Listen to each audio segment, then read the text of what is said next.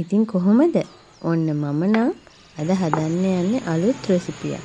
ඒ තමයි ලබු මැල්ලුම. ඉතින් මට නම් ලපටි ලබු ගෙඩියක් හම්බුණා. ඒගොල්ලන්ට පුළුවන් නම් මේ මැල්ලුම හදන්න ලපටි ලබු ගෙඩියක් හොයාගන්න. ඉතින් මුලින් මේක හදන්න කලින් හොඳට ලබු ගෙඩිය සෝදලා ගන්න. හැබැයි ඒ සෝදලා ගත්තට පස්සේ කපනකොට හරිම පරිස්සමෙන් මොකද ලබු ගෙඩිය ලෙස්සනවා. ඉතින් මේ බලන්නකෝ ඒ ලබු ගෙඩිය හරිම ලපටි.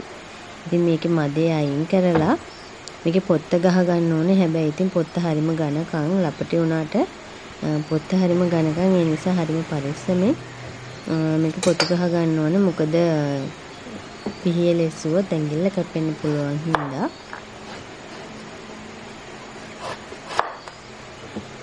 ඉතින් මේ විදිහට දෙපැත්ත කපලා අපි මේක පොතු ගහ ගමු.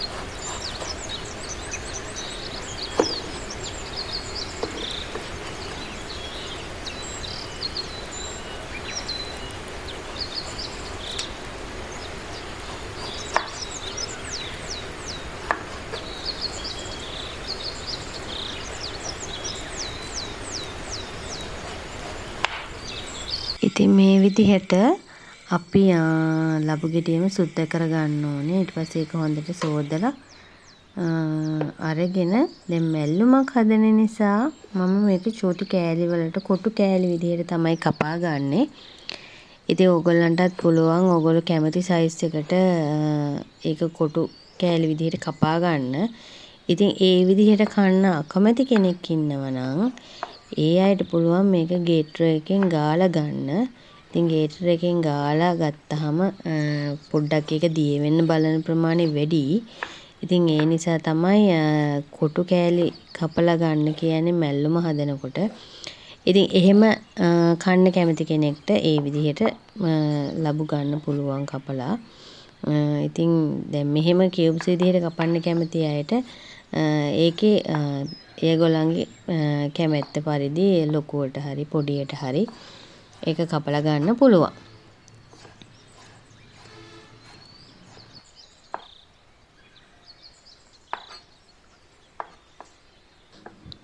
ඉතින් ඔයාලා දන්නවද ලබු කියන්නේ හරිම අපේ ශරීරයට හරිම ගුණ කෑමක්. ඉතින් මෙතන ලබු ಜಾති මම දන්න විදිහට නම් ලබු ಜಾති දෙකක් තියෙනවා. එකක් මේ දිය ලබු එක තව තියෙනවා දිගටි ලබු జాතියක්. මම මගේ channel එකේ මීට කලින් එහෙම ලබු කෑල්ලකින් හදපු ව්‍යංජනයක් දාලා තියෙනවා. ඉතින් ඒකත් බලන්න. ඉතින් මේ ලබු జాතියෙන් ඉස්සර ගොඩාක් පරණ අපේ ආච්චිලා සීයලා හැම හදලා තියෙනවා ලබු කැට. ඉතින් මේකේ මදේ වේලෙන් ඇරලා මේක මොකද පොත්ත හරිම ඝනකම් නිසා ඒගොල්ලෝ වේලෙන් ඇරලා මදේ අයින් කරලා වතුර ගෙනියන්න පුළුවන් විදිහට හදාගෙන තියෙනවා. ඉතින් ඒ වගේම ලබු හරිම ගුණයි අපේ ශරීරයට. ඉතින් රුධිර පීඩනය එක මට්ටමක තියාගන්න පුළුවන් විදිහට කොලෙස්ටරෝල් පාලනය කරගන්න. එතකොට ඔය අපේ ගෑස්ට්‍රයිටිස් වලට වගේ ඒ වගේ දේවල් වලට ඇත්තටම ලබු කියන්නේ හරිම ගුණ ආහාරයක්.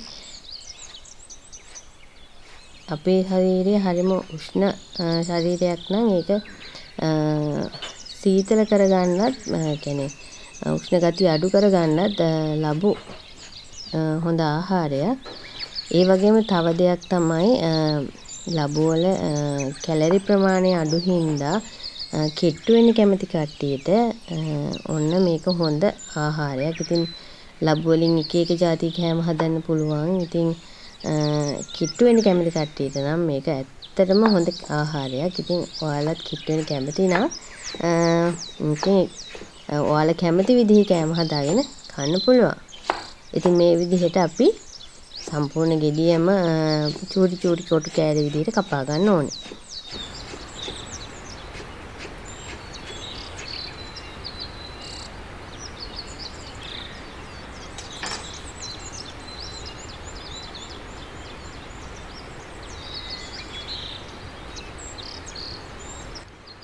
පේනව නේද මම දැන් මේක කපාගෙන තියෙන සයිස් එක. ඒ විදිහට ඔයගලන්ට ඒක කපා ගන්න පුළුවන්. ඊට පස්සේ අපි ඒක දාගන්න ඕනේ ඇතිලියකට. මැටි ඇතිලියක් පාවිච්චි කරනවා නම් වඩා හොඳයි. මොකද අපි මේකට වතුර මුකුත් දාන්නේ නැති නිසා ලබු වල තියෙන වතුර වලින්ම අපි ඒක තැම්බෙන්න ආරින නිසා මැටි ඇතිලියක් පාවිච්චි කරන එක වඩා සුදුසුයි. ඉතින් අපි ඒකට කහයි ලුණුයි විතරක් දාලා හොඳට අත ගා ගන්න ඕනේ.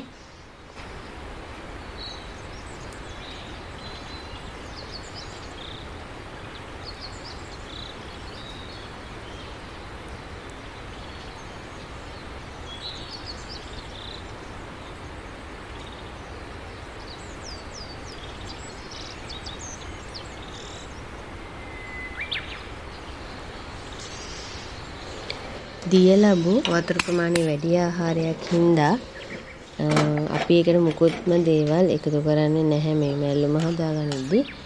ඒකේ තියෙන වතුර වලින්ම ලැබු කෑලි ටික තැම්බෙන්න අරින්න ඕනේ. ඒක අපි වහලා ඒක තැම්බෙන්න තියමු. ලැබු එක තැම්බෙනකන් අපි ඒකට දාගන්න මැල්ලුම හදාගමු. ඉතින් මම ඒකට පාවිච්චි කරන අබ, ගම්බිරිස්, කුරුඳු ඒ වගේම කොච්චි. ඔයගලන්ට කැමති නම් ඉතින් සැර වැඩියෙන් කන්න කැමති නම් නයි කොච්චි දාගන්නත් පුළුවන්. ඉතින් මේ ඔක්කොම අඩුම කුඩුම ටික අපි කොටා ගන්න ඕනේ.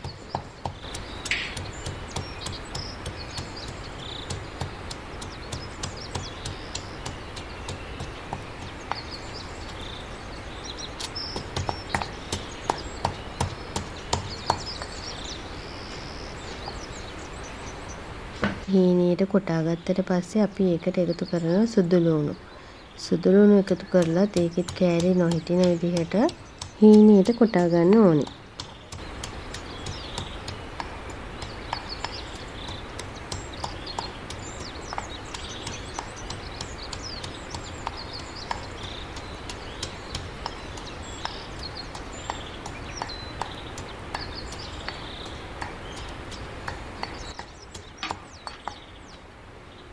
සුදු ලුණු ටික හොඳට කොටා ගත්තට පස්සේ අපි අවසානට ඒකට එකතු කරනවා පොල්.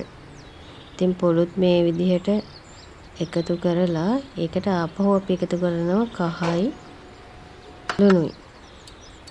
ඒ දෙකත් එකතු කරලා ආපහු ඒක සම්බෝලයක් විදිහට එනකම්ම කොටා ගන්න ඕනේ. ඉතින් මිරිස් කරක් තියෙන කෙනෙක්ට නම් මේ මැල්ලුම වංගිඩි කොටන මැල්ලුමට වැඩිය හරිම රසවත් විදිහට හදාගන්න පුළුවන්. මොකද මම ඒක අත්දැකීමෙන්මයි කියන්නේ.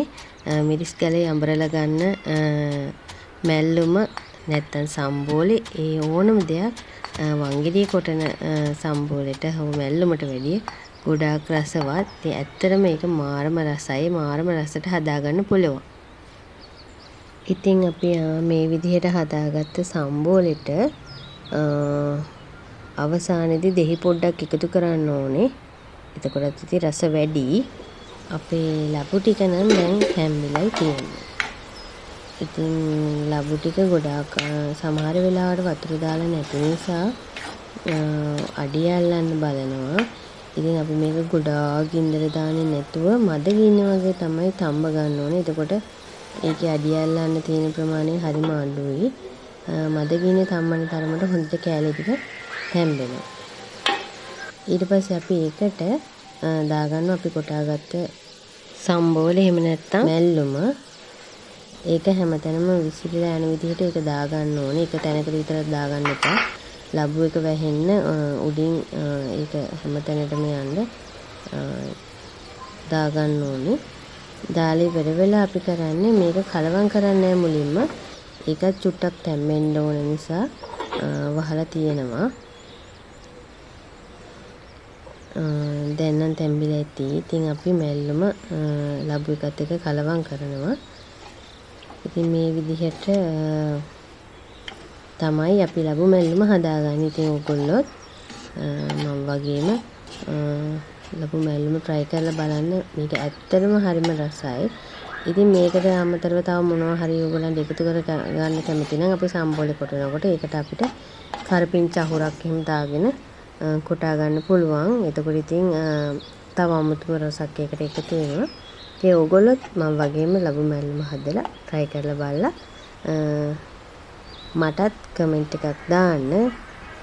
එහෙනම් ඉතින් හැමෝටම සුබ දවසක්. Thank you for watching.